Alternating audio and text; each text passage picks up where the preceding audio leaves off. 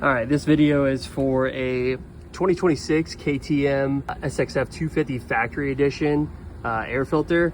Now I believe this is the same for the 450. So a couple things here. First time cleaning my air filter or trying to get a replacement, and I noticed a few things here that I figure may be valuable for people looking for this model, trying some replacement parts, things like that. So first thing you'll notice is visually how different the air filter and the cage look compared to previous years. I believe 25 through 22, 23. So you can just see the depth difference between the cage and then the filter too. That's the most significant thing that kind of stands out. You can see here on this cage how much of this is blocked off as well. Like you have the typical screen, and then this is just pure plastic, and this is part of the new sound regulations that they have to meet. So you know, a good chunk of that is closed off to help with sound. So interesting that that much is closed off. You know, I don't know if that contributes to lack of throttle response, horsepower, anything like that, but visually these filters look completely different.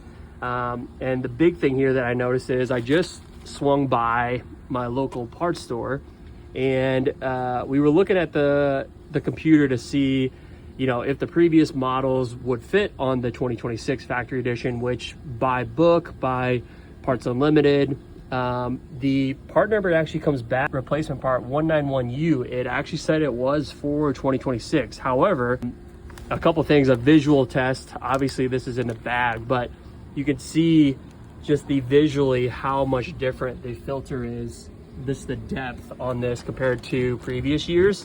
So that, I knew that probably wasn't going to work. And also the big thing that I knew wasn't going to work is the new 26 filter cage has 4 different places where the filter attaches on. You can see them in the 4 corners, whereas the previous year it only had 2. It only had the top and bottom. So if you are in the market for a new 26 Factory Edition, whether that's a KTM or Husqvarna 250 or 450, you're gonna have to get new filters. So hopefully some other companies start coming out with different makes for these so we can pick them up a little bit easier, because right now it does seem like it's a little bit tricky to find replacements.